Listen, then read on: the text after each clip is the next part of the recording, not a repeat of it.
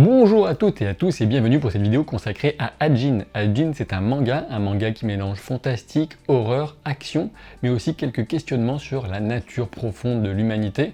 Et du coup, l'objet de cette vidéo, c'est plutôt de vous parler de manière assez générale d'Hajin pour vous donner envie de le lire, donc sans trop entrer dans les spoilers, mais en vous en disant suffisamment pour vous faire comprendre pourquoi ce manga est aussi riche sur la forme que sur le fond.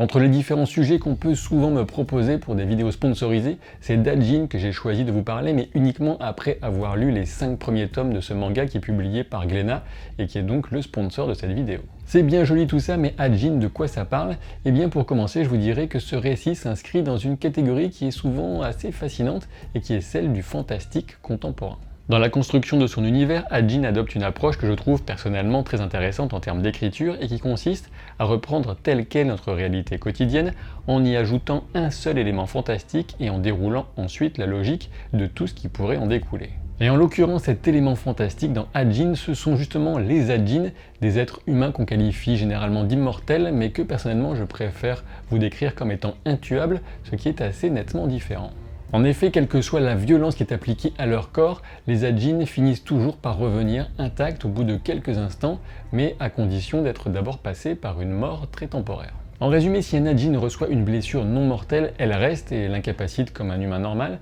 mais en revanche, toutes ces blessures, quelles qu'elles soient, disparaissent entièrement, il suffit pour ça qu'ils passent par une très courte période de mort apparente. Et ce n'est pas là leur seul pouvoir, mais je reviendrai un peu plus tard sur le reste de leur attirail, sachant que c'est justement l'intelligence appliquée au détournement de certaines de leurs capacités qui rendront certains d'entre eux particulièrement redoutables. Et puis Hajin, c'est aussi, voire surtout, pour certains ça dépend des goûts, des pages entières consacrées à des affrontements d'anthologie, avec notamment des gunfights hyper bien chorégraphiés. Depuis ma découverte initiale de ce manga qui s'appuyait sur les 5 premiers tomes, ce qui est déjà pas mal, j'ai dévoré tout le reste, tout ce qui était disponible, et cela n'a fait que confirmer mon avis initial très positif. Hajin, c'est avant tout une histoire qui fonce à toute vitesse, toujours avec style, mais jamais en ligne droite, quitte à faire sortir le lecteur de sa zone de confort, notamment en cassant certains codes de narration. Hajin, c'est un manga de Gamon Sakurai, qui était initialement crédité uniquement sur le dessin, mais qui très rapidement, dans les tomes suivants, prend le contrôle artistique total sur la série. Et d'ailleurs, à ce propos, il y a 13 tomes actuellement disponibles en France, contre 14 au Japon, et il faut savoir que c'est donc une série qui est toujours en cours de publication. Et si vous vous posiez la question, Hajin c'est un seinen, c'est-à-dire qu'il vise un public jeune adulte, carrément adulte, et notamment pour une violence parfois très graphique, et puis aussi pour des thématiques aussi bien morales que de société qui confirment clairement ce ciblage. Notre porte d'entrée dans ce monde, et aussi le personnage principal du manga, c'est Kei Nagai, un lycéen doué, studieux, mais aussi calculateur, qui découvre par accident sa véritable nature, tout comme le reste du monde d'ailleurs, et dès les premières pages, on est complètement pris, car l'histoire n'est pas du genre à délayer ou à perdre du temps, mais plutôt à foncer pied au plancher, comme je vous le disais, tout comme Nagai qui commence par une fuite éperdue face aux autorités, alors qu'il est identifié comme étant le 3e Hajin officiellement reconnu du Japon. Et la première grosse prise de risque dans la narration de mon point de vue pour Hajin, c'est ce héros, puisque selon les sensibilités de chacun, il variera de légèrement antipathique à carrément insupportable, enfin tout du moins au début. Et oui, Kei Nagai est un personnage profond, surprenant, qui n'a rien d'héroïque, en tout cas en apparence et au début. Et il faudra être bien avancé dans la lecture du manga pour enfin découvrir un échange, un dialogue entre Kei Nagai et sa mère, qui permet de nous éclairer sur la personnalité relativement nuancée de ce personnage principal. Et si ce manga est aussi intéressant, en tout cas de mon point de vue, c'est aussi parce que le questionnement qu'il pose sur l'humanité s'effectue à plusieurs niveaux. D'abord à celui très intime de ce fonctionnement intérieur de Kei Nagai, et ensuite à celui bien plus large des droits de l'homme par exemple. Et puis surtout, cette réflexion est plutôt discrète, elle ne vient pas vous asséner une vérité assommante, non, elle va pousser le lecteur à se poser quelques questions, et tout ça au détour de grandes scènes d'action très réussies, notamment dans leur dynamisme graphique. Et oui, qu'est-ce qui définit l'humanité? Pour reprendre le questionnement de Sartre, l'existence précède-t-elle l'essence? Est-on un être humain parce qu'on appartient à l'espèce, parce qu'on correspond à une définition ou encore à un plan divin préexistant? Ou, au contraire,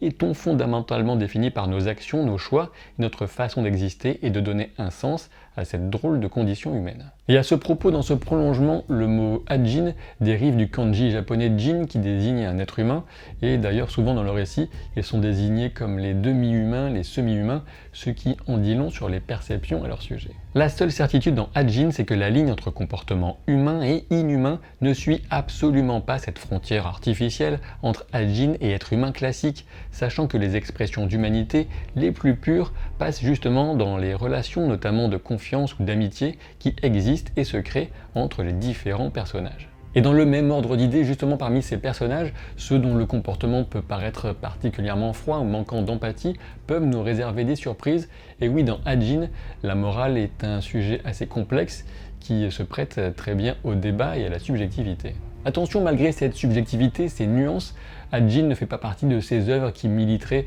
pour un relativisme absolu des valeurs, et de mon point de vue, heureusement. Certaines valeurs essentielles de ce qui devrait définir l'humanité demeurent, par exemple, la torture est une ignominie à proscrire, et malheureusement, vous pouvez peut-être commencer à imaginer ce qui attend les Ajin, ces êtres intuables, lorsqu'ils tombent entre les mains d'un gouvernement en pleine collusion avec les intérêts privés de quelques grandes entreprises. Je pense que certains verront dans Ajin un questionnement sur le spécisme, cette arrogance de l'être humain qui a tendance à se voir comme supérieur à toutes les autres formes de vie qui l'entourent, quitte à les exploiter sans remords, alors que d'autres pourraient par exemple y voir une illustration du darwinisme social le plus décomplexé. Après avoir dit tout ça, il faut quand même bien reconnaître que l'ingrédient essentiel qui vous empêchera de poser les tomes d'Ajin avant de les avoir terminés, c'est surtout le rythme incroyable et un sens très cinématographique du découpage et donc de l'action. Si ce manga mise clairement sur l'intelligence des lecteurs, il va aussi jouer avec nos instincts et notre fascination pour des affrontements extrêmement bien pensés et dessinés. Comme je vous l'expliquais initialement, l'excellente idée d'Ajin consiste à reprendre exactement à l'identique notre réalité, à la différence certaine et importante de l'existence de ces êtres qui sont donc impossibles à tuer et qui ne peuvent mourir que de vieillesse et encore apparemment. Et là on retrouve un aspect aussi impressionnant que fun et inventif de cet univers avec une sorte d'application très cynique de concepts issus du jeu vidéo à des massacres bien réels perpétrés par un Ajin terroriste. Attention, quand je parle de concepts issus du jeu vidéo, il faut bien comprendre que j'évoque la déclinaison souvent intelligente de notions comme le respawn ou encore l'attaque spéciale, et d'ailleurs on remarque que certains des chapitres du manga sont nommés selon des jeux vidéo ou des expressions typiques des jeux vidéo, comme par exemple Battlefield ou encore Trash Mobs. Même si le terme de méchant est sans doute un peu réducteur, on a bel et bien un antagoniste central dans Ajin, et le moins qu'on puisse dire, c'est que ses capacités aussi bien stratégiques que tactiques relèvent tout bonnement du génie meurtrier, sachant que sa principale motivation consiste apparemment à prendre du plaisir à combattre, notamment des adversaires de valeur. Comme promis, j'en reviens maintenant aux autres capacités des Ajin, en plus de leur immortalité et de leur capacité à régénérer de toutes les blessures subies, à condition de passer par une mort temporaire. Le premier de ces pouvoirs complémentaires est un cri qui permet de paralyser la plupart des humains sous certaines conditions, enfin vous verrez bien, et même si ce pouvoir apparaît assez rapidement, voire très rapidement dans la saga, il est ensuite assez peu utilisé. Je suppose que c'est parce qu'il ne se prête pas trop à de l'inventivité dans ses usages et à de la tension dramatique. Quoi qu'il en soit, l'autre grand pouvoir des Ajin, en plus de leur immortalité, consiste à la génération de fantômes noirs. Mais là, je vais un peu entrer dans le domaine des spoilers, du coup, je vais vous indiquer en bas de l'écran un minutage de la vidéo si vous préférez découvrir tout ça par vous-même en lisant le manga, donc je vous laisse quelques instants pour choisir.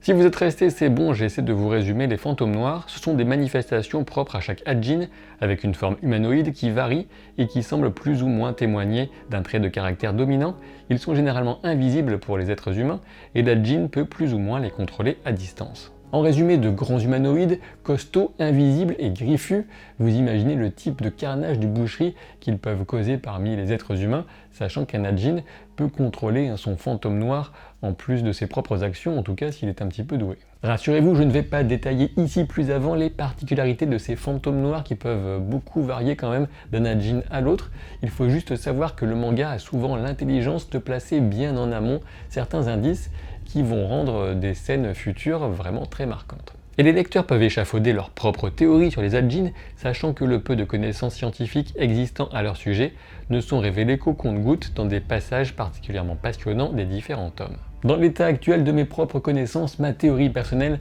sur la nature des Ajin est qu'il s'agit d'êtres humains qui ont la capacité à projeter leur âme à l'extérieur de leur corps, les fameux fantômes noirs, sachant que cette âme ne peut pas être détachée de leur corps pour une raison ou pour une autre, ce qui explique leur immortalité.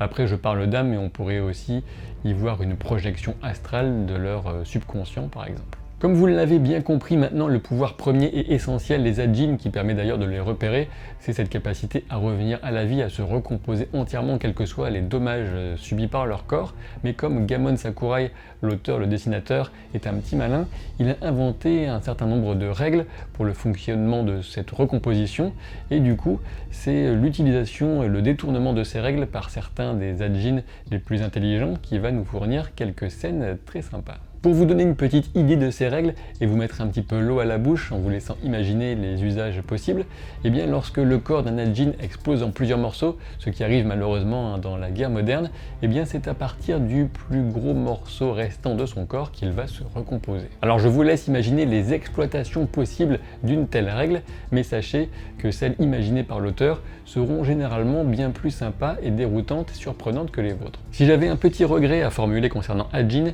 ce serait le manque relatif de personnages féminins percutants. Alors oui, on a une femme d'action, c'est vrai, mais on aimerait en voir un peu plus. D'ailleurs, un personnage est introduit en flashback dans les tomes les plus récents, et je serais curieux de la retrouver au présent. Ce qui est certain, c'est qu'Ajin devrait vous parler si vous aimez un trait précis et dynamique, un vrai sens de la chorégraphie et du découpage, une thématique qui se prête aussi bien à l'action débridée qu'à la réflexion sur l'homme, la société et les institutions, notamment japonaises, mais pas uniquement. Comme vous l'aurez compris, je vous recommande chaudement la lecture de ce manga, vous ne le regretterez pas, il est donc édité chez Glénat, et pour ce qui est de la version animée, eh bien je suis un peu plus mitigé puisqu'il faut dire que l'animé a dévié du scénario original et je le trouve un peu moins intéressant, aussi bien en termes scénaristiques qu'esthétiques malheureusement. Et voilà, il est temps pour moi de vous dire à très vite pour de nouvelles aventures avec les prochaines vidéos. Salut!